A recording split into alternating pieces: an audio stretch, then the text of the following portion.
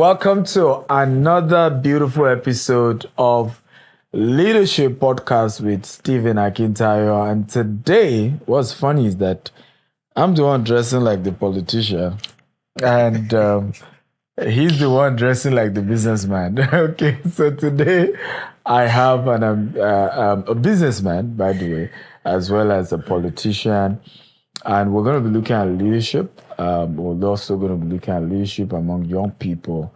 We're going to be looking at the right set of leadership and how do we get leadership right.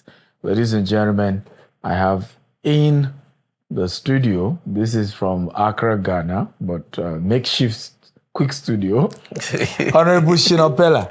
How you doing? I'm fine, thank you, my brother. Good to see you. So what happened? Why are we changing? Why should I off my, and then you give me the suit? You forgot that I was a businessman before politics. Oh, I used to. I'm saying business is business, isn't it? Yes. So I've been into business, and it's actually part of getting the business right that led me into politics. How long ago did you start business? I started politics. Business. Business. I've been doing business for the past 20 years. 20 years? Yes. Did you start as a club or you had other businesses? No, I had other businesses. I even started business from school. Okay. Yeah. What business? Okay, I'll tell you. The first time when we had the first ASU strike, I remember that time. What I used to do then is go to Lagos and go and buy clothes. Okay. I'll come back to Ibadan. Wow. And start selling to all those egmons. They want to buy Tommy Hilfiger, they want to buy Rab, they want to buy things. And from there, I went into Aquila, and I started supplying diesel. Okay. Yeah, from supplying... In Ibadan or Lagos? In Ibadan. Okay. From supplying diesel between Ibadan and Lagos, I decided to go deeper, into that supply because at first, you buy diesel or any other petroleum product, then you have to rent trucks then to make the delivery. And that time you hear maybe when diesel is selling for maybe at the rate of 106 naira, somebody can tell you that somebody wants to buy from you in Ibadan for 120 naira. Wow. So you end up going and rent a truck, get your diesel on it. By the time you get to Ibadan, they tell you that you are late. So the people from the truck company will start stressing you, you need to offload, then they start giving you other options of selling, at a lower price, So I just think in business, I just try as much as possible as I grow in business to see, when there's a challenge and how to, grow over that challenge. And even when I went into nightclub, the story of Quilox, my first... Before we even get to nightclub, isn't it funny how your dad was into show business and you took over? So before we go into Quilox, let's go backtrack to your dad. Okay. Okay. Your dad was a very famous person in the country. Yeah. And can you tell us briefly for you, what were first of all, his story and how he started that business and some of the leadership lessons you learned from your dad and how that shaped, your early business days? Okay. As you know, my dad was the greatest magician that Africa had ever seen. I don't think there has been any other magician after him.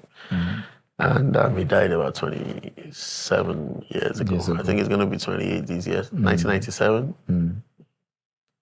1997 now, that's like...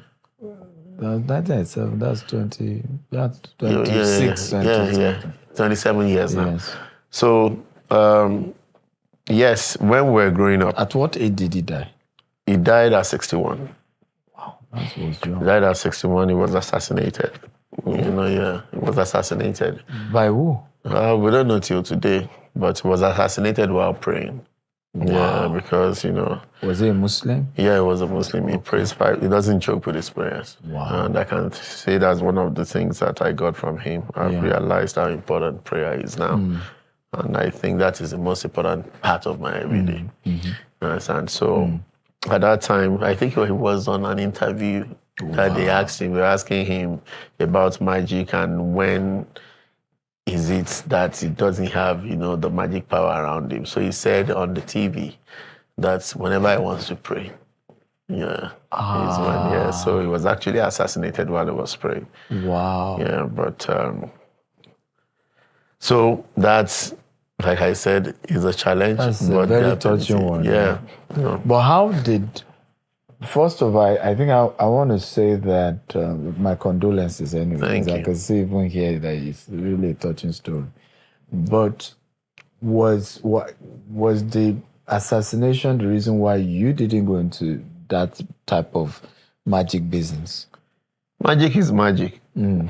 Magic is an act of making the impossibilities possible. In the nightlife industry in Nigeria, I've done magic. I like that. Okay. So I might not just be doing entertainment magic. Yeah, magic is magic. And when we were growing up, we used to work with him. Okay. Yeah, when we were growing up, he taught us, the business side, of magic. I remember that time I worked in 2 different parts, the PR part, because that time there was no social media. Yeah. So what we do that time is proper, like town crying model, where you put speakers on the phone and you have to speak on Yoruba. I remember in Oshogbo, you say, "Leo, tewe tagba to nbe l'Oshogbo. Oshogbo mi titi. Lọ́jọ́ Saturday, I saw they come out and watch Professor Peller. This kind of thing." So I said that. Then ticketing as well. Yes. There was a time that probably maybe he was losing money in ticketing because probably maybe people steal tickets. So he brought me in that time, basically. Were you his first son? No. First son, okay. So I'm the first son from my mother, to him, So during ticketing, he brought us in as to be able to check tickets. When people come in, then you tear half of the ticket, and then after that you can do reconciliation. Or that as well. And just kept going with him. We assist him on stage as well. We do opening, for him because his magical show has an arrangement, a routine. So whereby he can start small, then he can progress. Progress. So whenever we are on holiday from school, we always join him and we do the starting, for him as well. And that's how we kept going. What will you say were the business lessons aside PR? So you mentioned PR lessons you learned. Management, helping him to manage the tickets. Were there other things you picked that you are using today in your business? I won't say magic, I mean. But, maybe one of those things again is ability, to do, to make the best out of whatever that you do. You understand? Even if what you know best. My dad will still continue. He loves practicing because it tells us that practice makes perfect. So whatever that you do, you just have to go. You just keep doing it. So it taught you tenacity, being consistent and tenacious. So the big question, I think the elephant in the room is, why didn't you do magic business? I think there's a lot that that requires. I remember even that time when we travel for my dad's tour. We moved with an average of about 40 crew members. Wow. Then. So I think the stress was too much. And managing people in Nigeria, you can, I'm sure you know what that means, in Nigeria. And I just think, for me, from when I was in school, I've just decided to, be a businessman. Like I said, during the ASU strike, I started, I look for opportunities when there's a problem, then I try take advantage of that.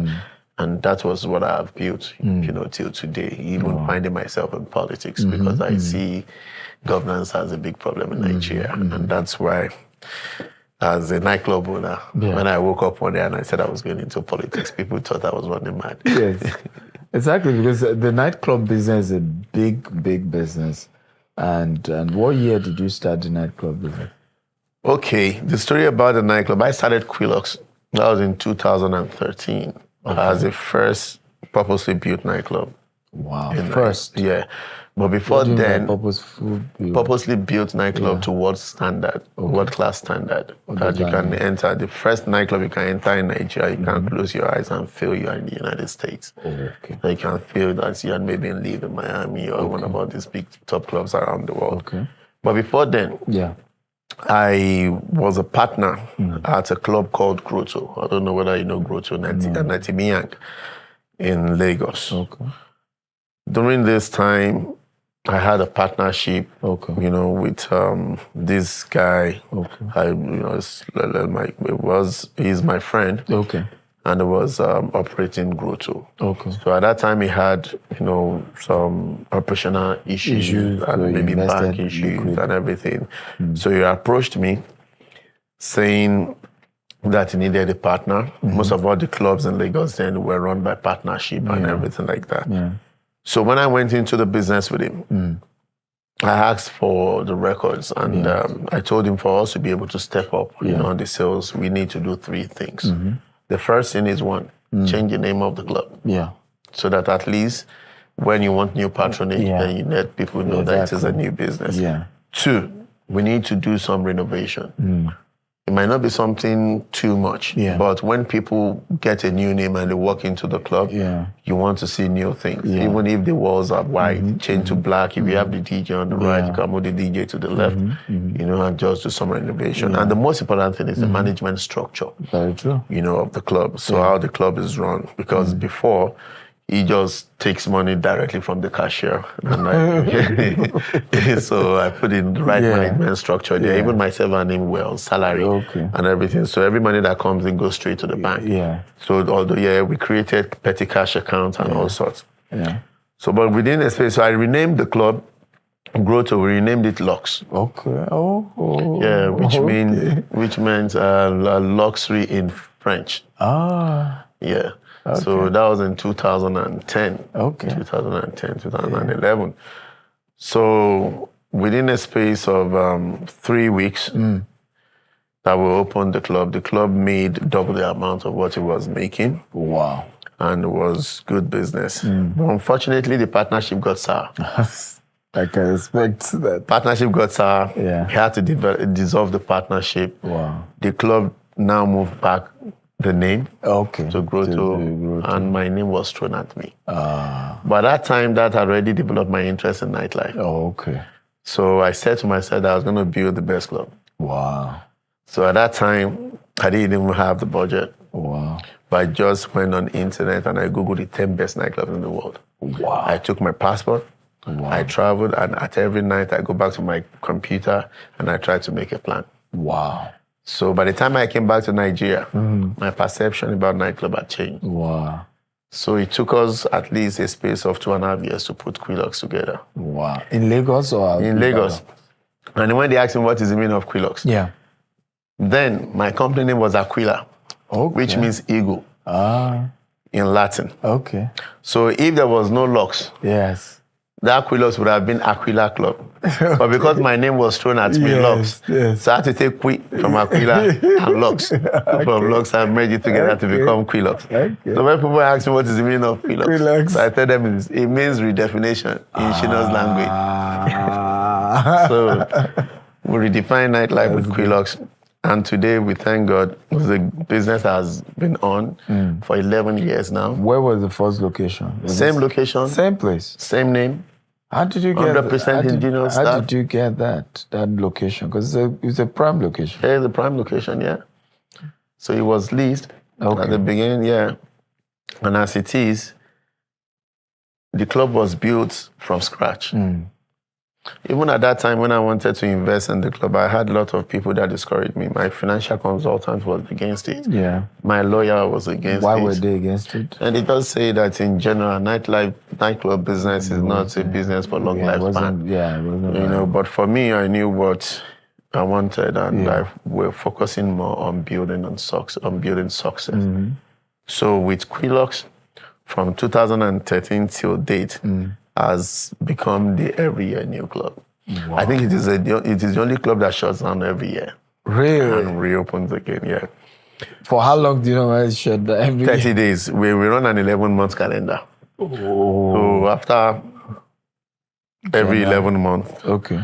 We take a break. Usually 1 month is that? Yeah, about 30 days, 35 days. No, I mean, is it in January or February? Because for me as a Muslim, I think I want to use, one stone to kill two birds. Yeah. So I rather want to take it during Ramadan. You understand? So when we can have the time. To focus on Ramadan and at the same time to rebuild the business. Nice. So go back to the drawing board. Yeah. Check mistakes that we've made. Look at what is happening around the world now. We want to step up our game. And just find the best way to make our customer feels better. What's your greatest leadership lesson like? Because you've done so many things and you've managed people. Let's even look at it before we go into politics. In the area of business, what has been your magic? Yes, let's use the word magic. What has been your magic stroke when it comes to leadership, leading people, managing people? Simple, taking responsibility. Okay, can you explain that more? No, taking responsibility, is it makes you better as a person. One, you will continue to have one challenge or the other in this world. Yeah, but take ownership, own it. Yeah. So when you make mistakes, take responsibility. I've worked with people that is so glaring that they run away from taking responsibility. It's only when they want to take accolades that they come up and say, I did it, Yeah, but for me and everybody that's worked with me in the past, they know me. When things go wrong, I come out and I apologize. But I can assure you that I won't do one mistake twice. But we're bound to make mistakes. And when you take responsibility, to correct those mistakes, I think the people behind you, they tend to believe more in you, and know that you are not a kind of boss that will throw them under the bus. When they see you as somebody that can take full responsibility. What year did you now move into politics?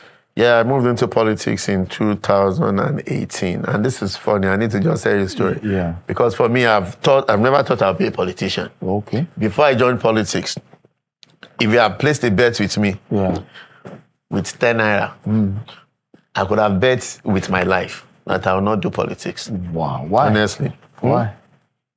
Because I never believed in politics. I believe politics can easily make you lose a friend. If your best friend and you are contest for something, you begin to look for each other's, mistakes and all. And I just felt that it's not just something that I want to be involved in. And I remember there was a time before politics, I had a project. We're about to establish Quilox abroad. Okay. But we didn't know, when people come to Nigeria, we're like, oh, come and open Quilox in Canada. This one say, come and open Quilox in New York. Come and open Quilox in South Africa. Yeah. So I said to my people that instead of us to just take a wrong decision, business decision, why can't we just create a Quilox World Tour? Okay. So if you Google it, you see Quilox World Tour. Okay. So myself like a pop-up club. So myself and 5 of my team. That's DJ, DJ Consequence. I don't know whether you know him. DJ Brooke Bailey, a lady. She's from Belgium. Halatika, the guys on the drum. Kole, the hype man, and the manager that time. So we'll travel. We go to a particular town, a particular city, one of the top cities, the nightlife cities in the world. So we're in Cape Town, we're in Joburg, we're in Dubai, we're in London, we're in New York, Miami. So it was just one night. Yeah. But if you're in that place and you close your eyes, you believe that you are in Quilox, Lagos. Wow. Because it's the DJ that is playing. Yeah. The rituals they make when they want to serve drinks is in the Quilox way. The hype man, and then I used to be the host for the party. Okay. So we traveled. And that day we came back to Nigeria. I can never forget that day. It was a morning flight. I think the last trip was London. So by the time we came back, I just wanted to have a warm shower. Yeah. Virgin Atlantic. Let me sleep. Then I'll start my day in the evening. Imagine everywhere we went to. I was in my room. Then I woke up. I said, okay. No, you're just going outside. I said, let me have a shower, sleep, then I wake up in the evening. This was in Nigeria? This was in Nigeria, in Lekki. Okay. So I went into the bathroom. after putting soap in my hair and everything, under the shower and everything, something normal and crazy happened. It's normal to us in Nigeria, but it's crazy. Water just stopped. After everywhere that I've gone to with my team and everything like that. Wow. My brother, anytime I'm saying this story, I tell them that that's how I started the soapy journey of my life. Wow. The soap all over my head, my face and everything. I opened the door, then I began to tiptoe, not trying to, because, the floor in the bathroom is always, the kind of tiles there and everything. And I have soap all over my body. So I had to now go back to my room, picked up the internet. Yeah. And I had to now call somebody and tell them what happened to water. Before someone said they will go and pump and everything like that. So I just thought about it, that this is a failed system. Wow. You understand? That was your aha moment. That was my aha moment. I decided that made me to go into politics. From that, my battle. That's funny. I just felt this is a failed system. Wow. Because from everywhere that I've gone to, even in council flats in the UK and everything like that, water and stuff like that. But because in Nigeria, you have all the money, you have the turbine, you have solar, you have generator. At the end of the day, you still live in a failed system. You still fail. And everything like that. So I just felt like, I think we need to develop a new generation of leaders. And it starts from, someone taking responsibility. So what was your next step after that? So, and from then, the great Alaafin, may he so rest in peace. He had advised me before that. I said no.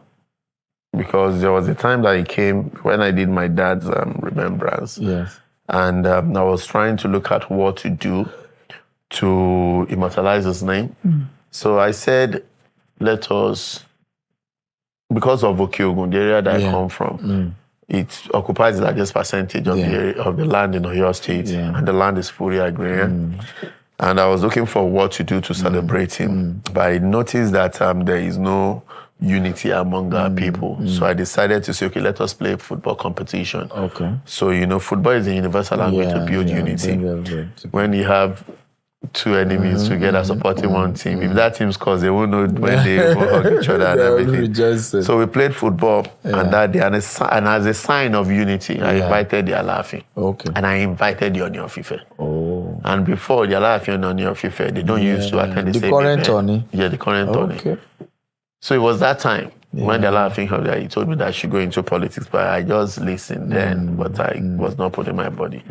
So by the time that thing happened in my bathroom and everything, I said to myself, yes, I need to listen to this man because, when he talks, I know that he sees far, before he says anything, and that was why I decided. Even when he made me the Aider of Yoruba land, I was asking him when he told me that he needed to make me the Aider, he said he wanted to make me a chief, and I was like, Baba, I want to do Senate in 2023. Let's do it after Senate. And he said no, that he has to, what's the right word when they give somebody chief title?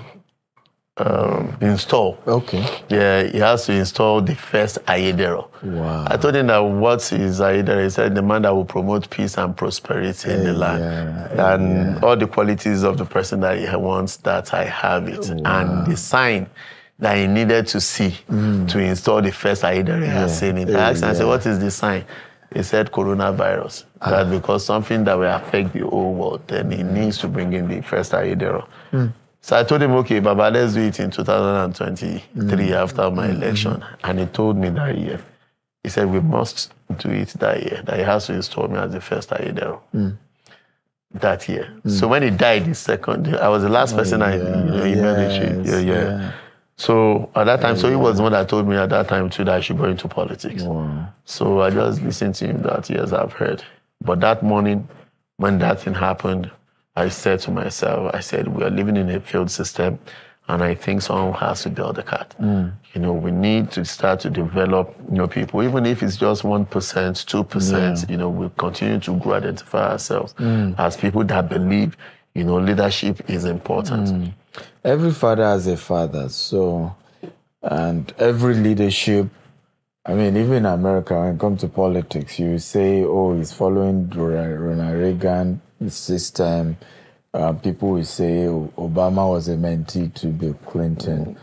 for you at the point of going to politics, who was your model and who was the political mentor you were able to reach out to that started grooming you? Because, I mean, you're a businessman, no political background.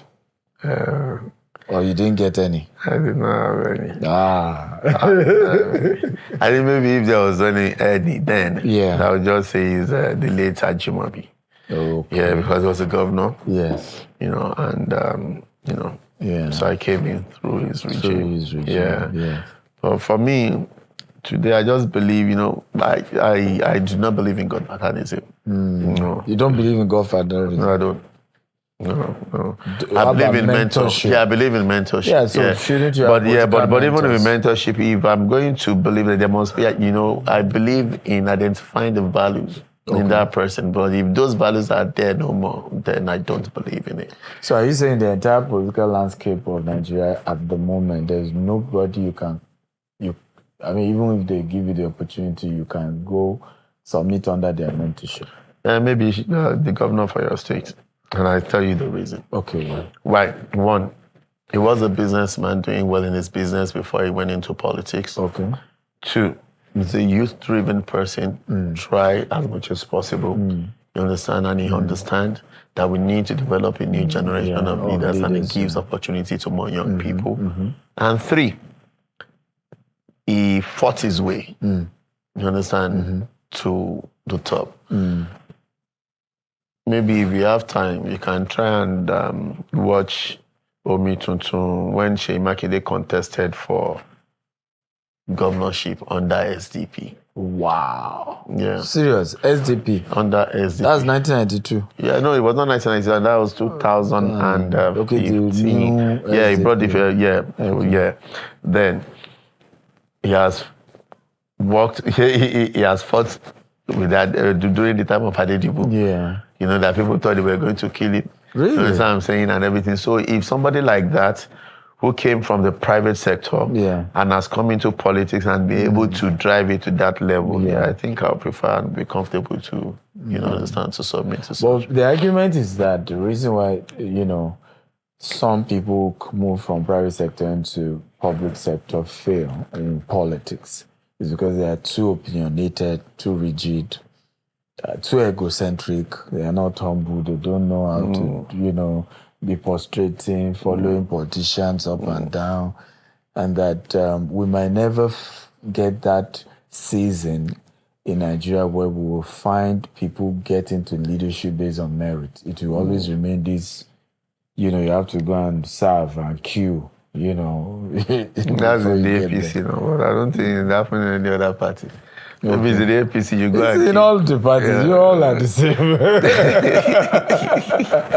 At least that's my own personal opinion. But, what's your view about that? No, but the truth is, there is a similarity between business and politics. Okay. And once you get this right, then what you're talking about will not be a problem. Okay. Stakeholders management. Okay. Yes, and once you identify who the stakeholders are, even if you have to prostrate, you prostrate. Okay. You understand? But you will not be prostrating up and down. Okay. But you'll be able to identify the key stakeholders, the people that need to do that. And sometimes even your stakeholders are the market women. You understand? The market women, they don't need your prostration for them to do the right thing for you. You understand? So it's stakeholders engagement. So once you know how to engage those stakeholders, then you'll be able to have your way. Guys, I saw Shina Peller's political magic once. So there was this CEO roundtable, at the Borough, hotel. And I remember they were to appoint a president for this group of CEOs. I was one of the speakers, he was there. And I remember when they said people should nominate themselves, I was with Justice Maybe were sitting together. And they said one of the nominees or candidate to be voted for is Shina Peller. She was mentioned at that kind. I said, forget this. I said, Shina Peller will win it. So she was like, no, I said, when the whole vote was casted and you won, say, how did you know? I said, because the politician. And I thought he was going to do the magic. And now, to our surprise, they were like 10 candidates. People started, the same people who gave manifesto, time to vote, they started stepping down. So the question, tell us the magic here today. What magic did you pull that made candidates, have you discussed with them before the voting season? Did you plant them so that it will look as if there are now more people stepping down, so that way others who probably were not on No, but honestly, what happened? Honestly, I just think that they just feel more comfortable. Come on. But honestly, they feel more comfortable. No. Out of all the candidates there, no. I am the only one with public sector experience and both private sector experience. We don't go agree. Well, because I believe our audience want to learn about, because politicking. How does it? Yeah, because we're talking about young leaders, and this is a podcast on leadership. And that is a very good example of. You don't need to go into too much details, but how did you? Because that was a typical magic like your dad used to do it. But honestly, like I said, it was, But that day I knew that, somebody that likes to take responsibility. Yes. And bringing in the room. Yes. Entrepreneurs. Yes. I believe is an opportunity, that we never know where it can take us. It's very true. And right now, I'm not really doing anything outside just my business. Yes. And, entrepreneurship, we give room to problem solving. True. And we can network. Yeah. As this we are trying to do from Lagos, we are doing it in Ghana. In Ghana. And everything. So it's an opportunity. And at that time, when they just said it, I felt like, it is... The position is for me. I don't know. That conviction just came to me. But honestly, I'm serious. So what did you now do? So when it happened, nothing. I just made people to understand that I've been running for this position. So that's it. So from there was a paper passing on at some point. No paper. You passed on the paper. Yes, even at the level of CEOs, I was like, this is that. But that was a very exciting experience to really see how politics works. So maybe behind the camera, he will tell me. Maybe I will come and tell him. But I really wanted to understand. But typically, generally now, what type of leadership does Africa need? We're here in Ghana, African, leadership conference. What kind of leadership does Africa need? The type of leadership that we need now, we need transformational leadership, which is very important because truly God has blessed our land with a lot of resources. Yeah. And it is sad that with all our resources, we have not achieved results. And Africa, even during your speech, downstairs, you said something about, the strength, of our human resources. Yes. We have the best of the best we do. In everything. Yeah. And I think it's just this time for us to look inwards. And definitely pay attention to our orientation. It is very important. When I was in the House of Reps, one of the motion and the bills that I sponsor was to call on the federal government to reinvigorate the National Orientation Agency. Yeah. That's true. That's a dead agency. I think this is very important for us to reinvigorate National Orientation Agency. Yoruba says, prevention is better than cure. And I think if we strengthen the National Orientation Agency, because it is an agency that has offices in all the 774 local governments, and the mandate of this agency is to be a bridge between the government and the people. Inform the people, the programs of the government, the plans of the government, and also take a feedback from the people back to the government. Yeah. So I think right now, if we really want to move forward, accountability is important. And doing that, like the National Orientation Agency should be merged with at least like NIMSI, which has, access to data, and we can be able to monitor the growth and the performance, of this. And also give opportunity to more young people. Yeah. whether we like it or not, the world is evolving. We have more young people. But people argue that nobody will give you. You have to take it. Yeah, that's it. Like they say, power is not served à la carte.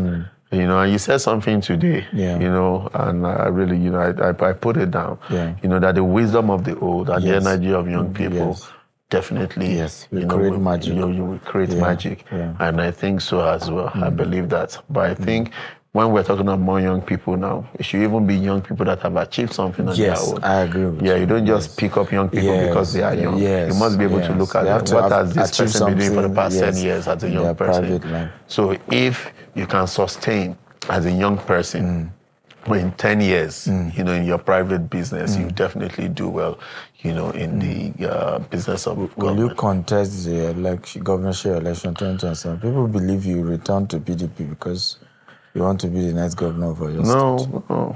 I returned to PDP because I've realized that there are only two major political parties. The lesson I've learned in the last election, I spent a lot of money. I did a lot of work, but basically maybe because we ran on a third force party, which is Accord. As did not make us achieve that. If I had run under PDP, then I would have, won that election. So that is a lesson learned. Okay. And although for me, I don't regret the past. When something has happened, I just take my lessons and try, to make use of it. But I'm in PDP today because I've been in the APC and I've been burnt. In the APC, despite everything that I've done for the party. Well, you talked about stakeholder management. Do you think you didn't manage the stakeholders well? Looking at it from the governorship candidate of APC in Oyo, looking at it from even the current president, there were people you were all in APC, House of Rep, who got tickets to go back to House of Rep. You seems not to get it. Did you not manage those? No, it's not about that. First of all, I did not run for House of Reps because it was an agreement. Like they say, agreement is agreement. Before I came in, you were going to do I'm a man of peace, and I understand the importance of principle of equity, fairness, and justice. If you want to build peace, you must understand the principle of equity, fairness, and justice. So by the time I came in, my local government, my constituency has 4 different local governments. And my local government has about 4 representation between 1999 and 2015. Wow. So by the time I came in, there was already an agitation that they must identify somebody else from another local government. That has not gotten that much. That has not gotten that much and everything. So I came in and they looked at me as a young guy, somebody that has not been in politics, and I've helped them a lot, and with a good name, that my father left me, so rest in peace. So I agreed that, okay, I was going to do just one term. And would rather contest for Senate. So when the primaries came, I didn't contest for House of Rep. It's not that maybe I lost an House of Rep election. So I had to support everybody. Like that is what it means when it says stakeholders management. What the stakeholders wants, what they wanted the representative to come from Kajola, Iwajowa. So my area is saying Tesiwaju. So we agreed to that. The main stakeholder here were the party. You need to win the primary before you can go to the I think that is where our problem is. We must understand that in democracy, the main stakeholder are the voters. They are the people. It's a government of the people, made by the people and for the people. So I think the interest of the people to protect mostly should be the people. So yes, people think they are the stakeholders up, and that was why even the former President Buhari said it, that our politics, if we really want to move forward in life, I think our politics must change from Abuja downwards to become a grassroots. To start from down, then you climb up. It's called political organizing, But it's sad that in Nigeria, the people can say this is what they want. Then from Abuja, they will say this is who you should use. So that way we'll never move forward. I mean, you're a strong Muslim. The question is, you own a club. Do you drink? Do you... Because you also even look conservative in real life. I mean, the you people say on social media is even from you. You look very calm and gentle. There's only one life to live, my brother. Yeah, there's only one life to live, and this is what I tell people. There are two things that guide me in my life. One, don't be judgmental. Leave all judgment to God. You understand? As a Muslim, I drink occasionally. Okay. But because I own a nightclub, you understand? You have no choice. You have to I have by example. That's leadership. You understand? But I choose the time that I drink. I don't drink during the day. You can't see me drink during the day. Okay. So I'm disciplined in my drinking. Yeah. I have the hours that I can drink if I want to drink. Okay. And what question did you ask again? The other part is, I mean, you look quite calm, I mean, in real life compared to the version of you in parties and all of that. So are there two versions of you? Is there... No, I'm just my brother. Like I said, I'm just myself. It's simple. You know, hey, I was talking about your two things. I said two things here. One, don't be judgmental. Yes. You know, let us leave all judgment to God. To God, yeah. We are not secretaries to God. Okay. And the day of judgment is coming. And the good thing is they say you'll be judged by yourself. Yes. Nobody will be there to talk, to talk for you. Yeah. So I try as much as possible not to judge people. Okay. For me. And it's secondly, not even good for your business. Yeah. I mean. And secondly, I don't do to people what I cannot take. Okay. You understand what I'm saying? Okay. So I'm one of the most understanding person, especially if you do something to me, and I think if I was in your shoes, it's something I can't do myself. You won't even say sorry before I tell you, don't worry. You understand? So I think it's important, those two things. You know, it's what has made me a simple person. Okay. Well, this version of Shina Peller, I'm saying, is a gentleman. I mean, that's what I'm saying. Maybe as we go on, we'll see another version of Shina Peller that is a bit more. But for now, I'm seeing a gentleman, you know, very calm. Maybe in during politics or in campaign, we'll see the Shina Peller. I'm gentle, but sometimes I'm just, I just like to be calm. I respect people and I like to be respected. That's good. That's good. We match me, we match you. Okay. Now, those are the political language. It's beginning to come out. You know, this is a more of leadership business show, so he's... I think he's taking it cool. Are you a traditionalist? I am a Muslim, but I am a traditionalist according to my position, as my traditional title holder. So are there certain rituals? There's no certain ritual. I only believe in one God, and I pray 5 times daily. Okay. But marrying... How do you manage it? You said. One, I try myself, and I try to do what is right, and decisions to be taken. And I'll tell you a typical example. When I was leaving the APC in 2022, and I was going to contest, I had 3 options to choose the party because PDP had already contested their primaries then. Okay. They had already done their primaries then. Yeah. So I had option to go with 3 parties. Yeah. Labour. Yeah.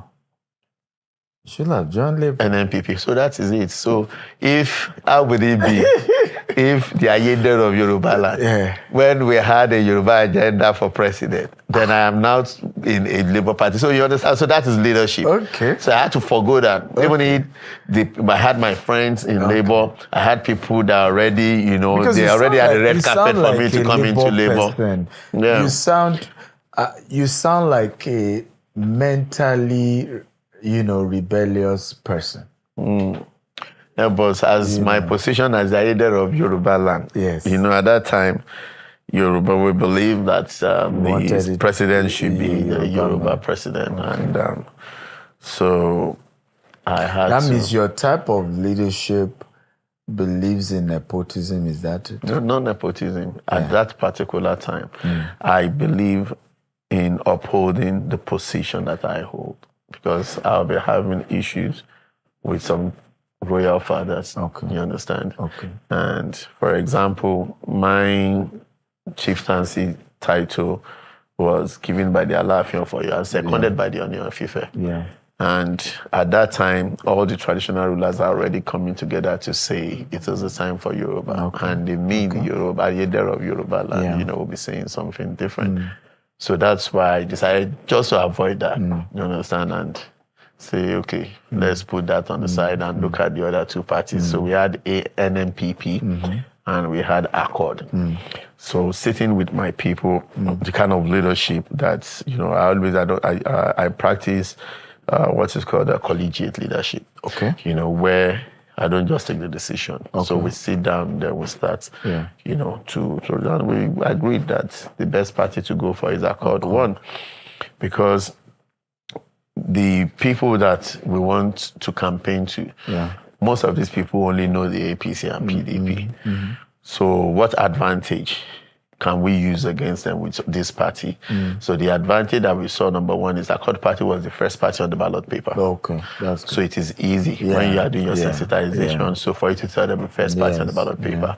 And also, the logo for the party is the thumb. They're going to use their thumb to vote. So that was how we agreed, and we met in Accord. And I was so that we'll win that election.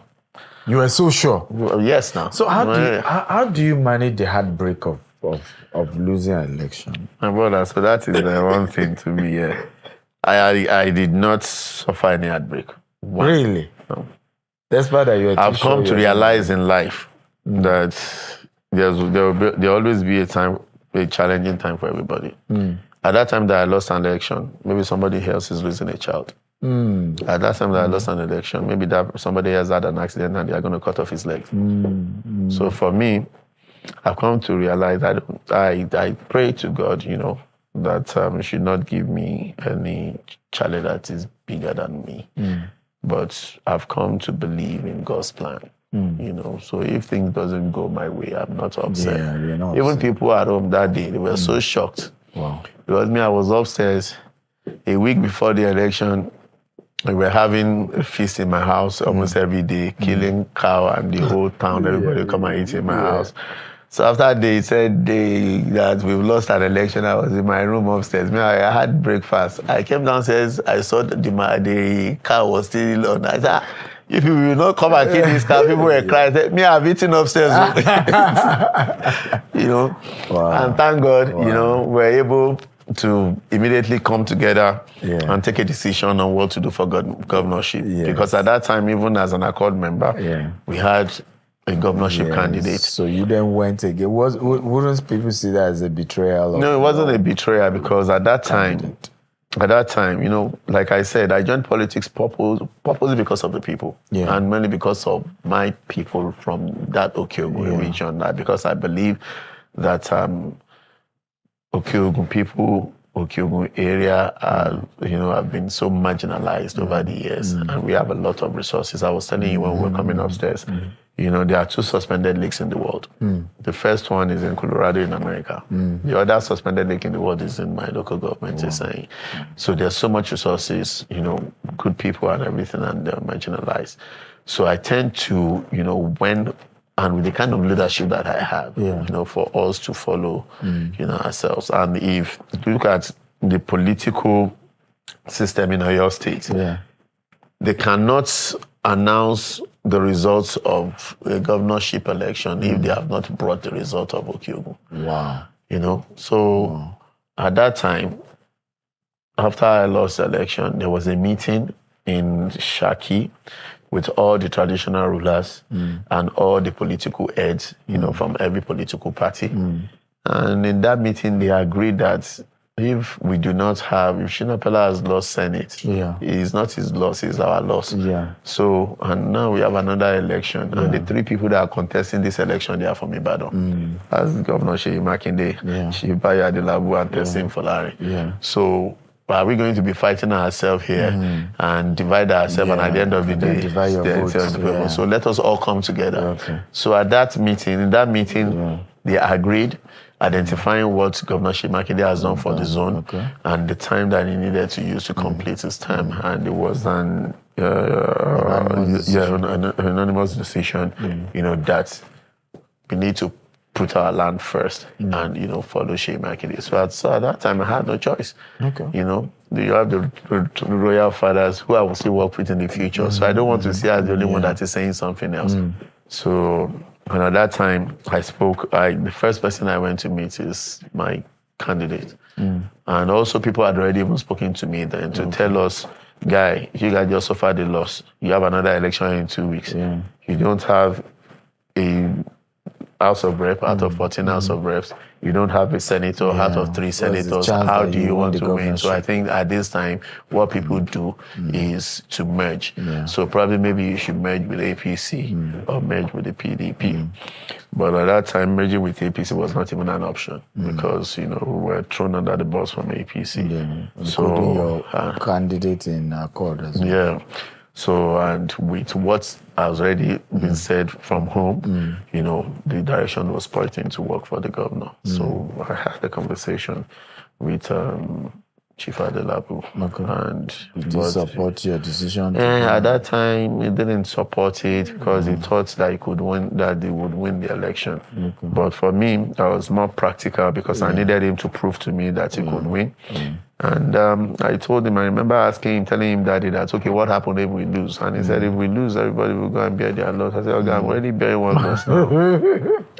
So now, I told him that, but if we lose, they will call you and give you a minister. I'll call you to this and everything. So if you know that you want it to happen. So the same Ashwaji that you said that sent you to the court, take me, let me go and sit down there and tell him so that this is what will happen. So at the end of it, so politics is just, something, it's a very interesting game. Yeah. My father was born a magician. Really? Yes, sir. Was born a magician, then he left from Nigeria on how to be able to manage the craft, so went to school of magic and everything. Yeah, that's my mom, yeah. That's your mom. Yeah, I cut into two others. Lady Peller, yeah. Is it true? Yeah. Okay, your mom is the real Lady Peller. Yeah. He cuts her into two. Yeah.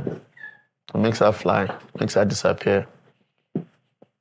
That's true? Yeah.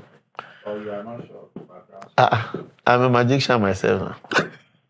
So you can cut her into You don't point to your brother.